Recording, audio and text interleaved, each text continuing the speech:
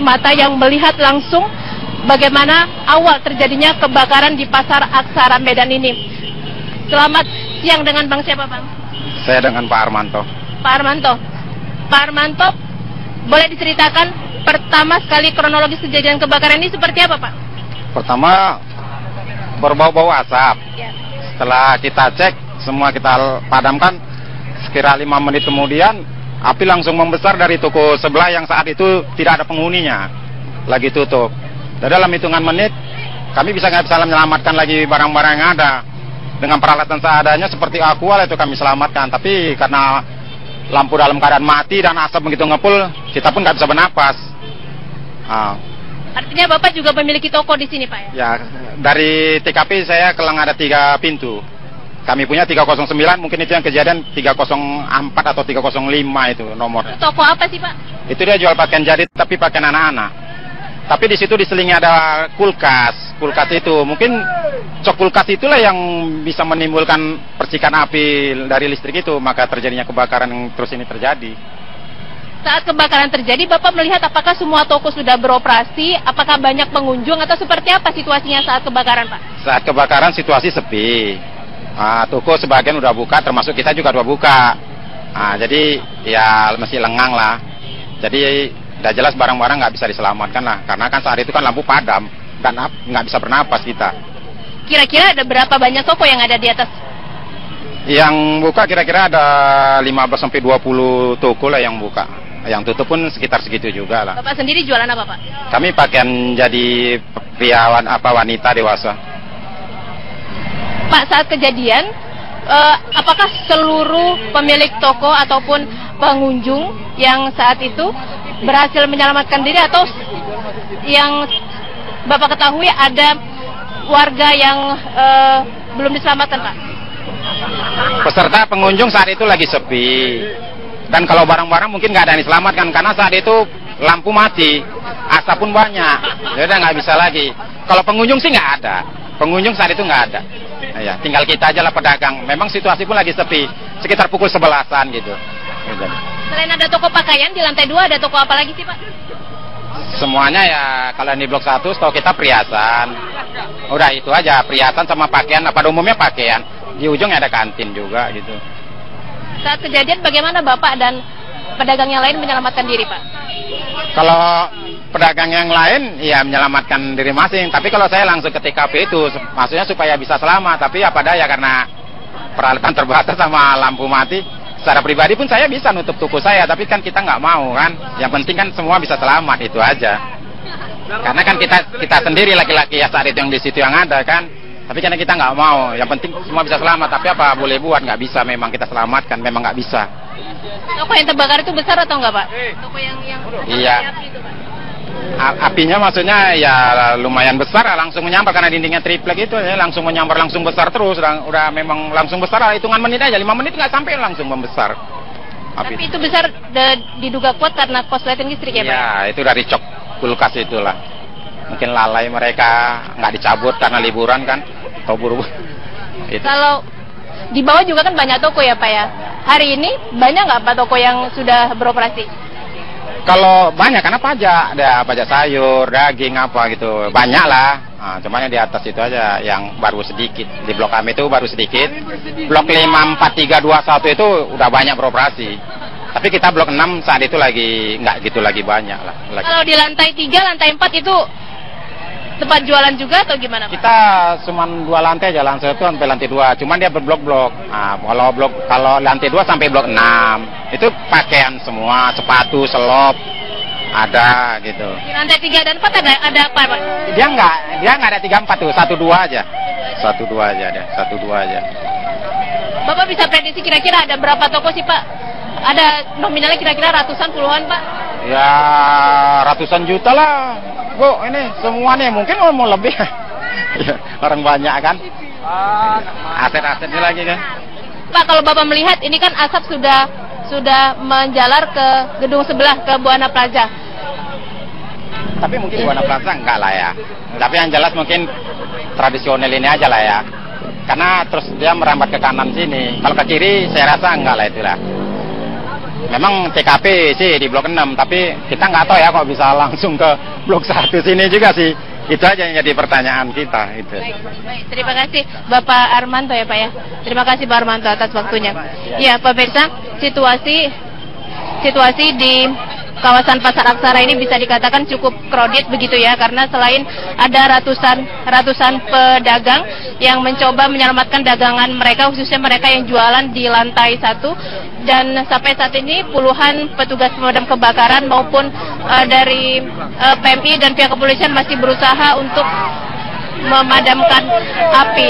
Sejauh ini memang belum diketahui apakah ada korban jiwa maupun apa yang menjadi penyebab pasti, tapi menurut keterangan saksi mata tadi bahwasanya kebakaran ini berasal dari korsleting listrik yang ada di salah satu toko pakaian di lantai 2. Feni. Baik, terima kasih Wanasada atas laporan langsung dari Medan, Sumatera Utara. Kita berharap tidak ada korban jiwa ya. Iya betul, saat ini masih terus diselidiki apa penyebabnya begitu kan. Ada berbagai kios di sana tadi dikabarkan, semoga tidak semakin meluas ke gedung yang lainnya. Kebakaran, namun ratusan pedagang yang ada di sini masih terus berupaya untuk menyelamatkan barang-barang perdagangan mereka, khususnya para pedagang yang biasa berjualan di lantai 1.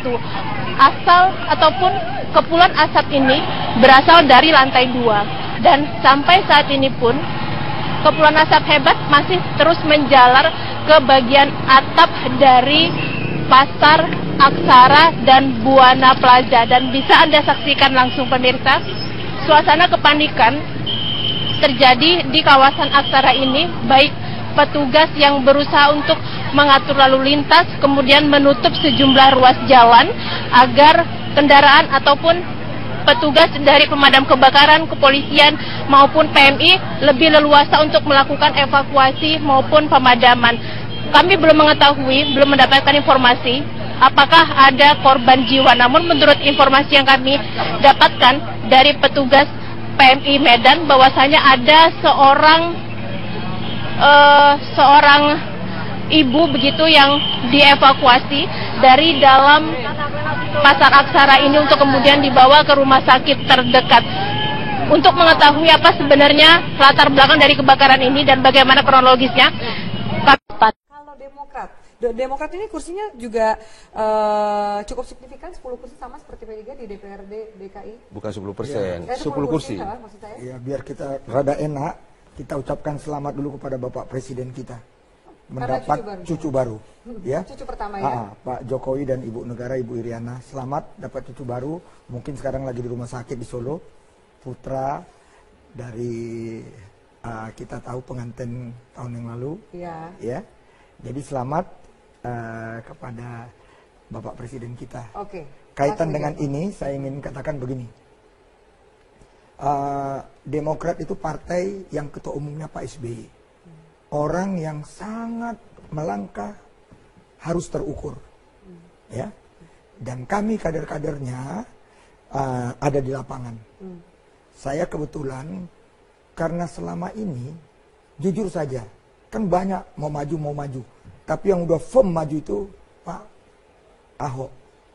Yang lain belum kan? Nah, saya lapor ke Pak. Yang lain kayaknya udah deklarasi, ada nama lain, ada belum, ada Yaksa Daud. Belum ada yang mau maju karena semua begini, terpaku dengan Maung Bandung. Ingat, saya dengar Ridwan, semua menunggu apa Ridwan atau tidak. Jadi sampai sekarang belum ada. Baru satu Ahok. Saya lapor kepada ketua umum saya, Pak SBY. Pak Ahok kawan saya sudah Pak Inca Sekjen udah berbicara, kita ada rencana mau ketemu makan malam. Kan begitu. Wah, itu bagus sekali. Buka komunikasi sama calon-calon gubernur. Kan calon baru Pak Ahok. Buka komunikasi dengan Nasdem juga nggak, yang jelas-jelas sudah mendeklarasikan? Udah saya bilang Nasdem kan baru kemarin. Saya udah bilang, saya udah setahun sama Pak Ahok. Ahok itu sahabat saya, kebetulan ibunya anak Medan. Ya? Tapi komunikasinya kan ini kan sesama partai pasti. Enggak kan kalau Nasdem kan partai. Ini baru Ruhut Sitompul. Oh gitu. Secara pribadi aja nih. Secara pribadi. Ya, saya secara pribadi, dan perlu saya sampaikan, bahkan dari ketua umum saya Pak SBY saya laporkan juga, saya akan membawa ketua UKK saya Pak Pramono Edi Wibowo Jadi kita udah berapa kali ada rencana ketemu tapi baru saya. Tapi kita akan ketemu dengan Arahnya Pak Ahok. sinyalnya Demokrat gimana? Dari ketemu kan udah 1 tahun lalu sinyalnya harusnya lebih enggak, terbaca enggak. dong nih. Kalau ini baru, saya yang udah 1 tahun. Ya, ada kacamata Anda sekarang Demokrat ini arahnya seperti apa? Ya, soal Ahok ini. ya kita lihat kan kita juga ada kader. Kita hormati dulu kader kita, tapi saya katakan tadi Pak SBY itu terukur. Bapak itu mau kita kalau mau maju, ya kita lihat-lihat, jangan maju untuk kalah. Majulah untuk menang. Ya. Kalau memang kita nggak punya kader untuk itu, apa salahnya kita mendukung? Itu dong. Itu jadi kunci. Silakan Bang Tobas, mau menanggapi. Ya, ketika kita memutuskan mendukung Pak Ahok itu memang melalui satu kajian yang mendalam. Ya, selama ini keputusan politik dari Partai Nasdem itu kita lakukan secara terukur. Ya, salah satu buktinya ya di Pilkada 2015 yang lalu. Pasangan yang didukung oleh Partai Nasdem menang di 132 daerah dan itu yang paling tertinggi di antara partai-partai lain. Nah, jadi kita ingin menyampaikan juga pada partai politik lain bahwa ya kita sendiri sudah melakukan hitung-hitungan sendiri. Mungkin kita juga mintakan partai lain pun juga melakukan hal yang sama sehingga kalau misalnya sama-sama kita menilai bahwa Pak Ahok ini memang kuat, memang menjadi harapan dari rakyat untuk memimpin kembali DKI Jakarta, apa salahnya kita bersama-sama dalam gerbong pendukung Pak Ahok. Partai Nasdem sendiri tidak mau memonopoli partai sebagai yang mendukung Pak Ahok. Ya, semakin banyak partai tentu semakin baik. Jadi tidak serta-merta pula ketika saat ini hanya baru Partai Nasdem saja yang ada di pendukung Pak Ahok, lantas kita langsung tidak boleh. Enggak, kita sangat membuka diri. Bukan kita sangat mengajak, tentu kita juga berharap Bang Ruhut juga bisa melanjutkan lagi komunikasinya dengan Ketua Umum. Ya mudah-mudahan kita nanti bisa bersama ya memenangkan Pak Ahok untuk DKI Jakarta. Nah, itu sudah disambut. Bapak mau menanggapi silakan. Peneliti survei Cyrus Network menemukan banyak simpatisan PDIP akan memilih Ahok dalam Pilkada DKI Jakarta 2017 mendatang. Berdasarkan survei yang dilakukan Cyrus, diketahui 20% dari pendukung Ahok di komunitas teman Ahok adalah simpatisan PDIP.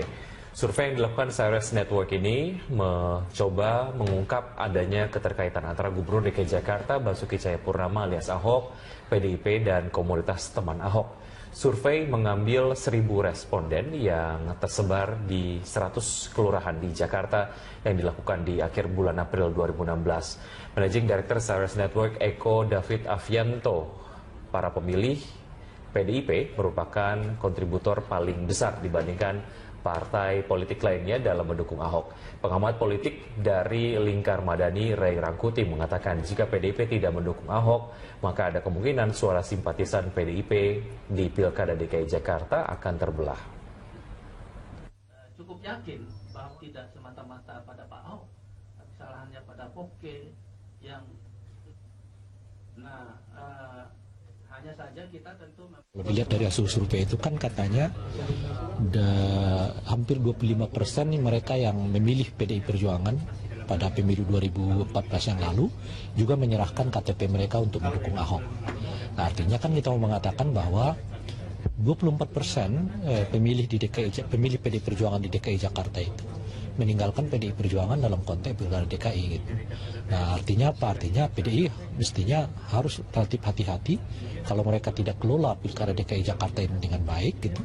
Mereka potensial akan ditinggalkan oleh pemilihnya di masa yang akan datang gitu. Nah, itu yang sudah terkonfirmasi itu kan setidaknya setelah menonton video porno di salah satu warnet. Nah, coba kita dengarkan, ini ada soundbite dari Wali Kota Surabaya, Ibu Tri Risma hari ini. Saya juga dapat berita itu. Saya kemudian pas komunikasi dengan Pak Kapolres sama Pak Kapolres, ini harus dibuka supaya bahwa kita semua harus waspada begitu. Saya juga terus lakukan sosialisasi menjelaskan itu.